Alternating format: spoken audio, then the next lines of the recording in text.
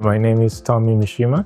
Because I was invested in using the space as something that was going to be part of the work, it was very easy to translate the environment into another element of the work.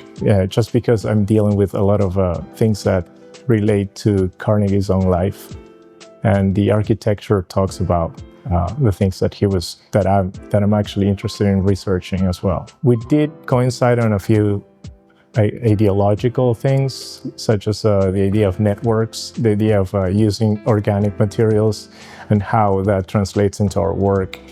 In his, is very obvious. There's some obvious organic element to it, but in my work, the organic translates into how networks can imitate fungi in a way, fungi that you can find in nature.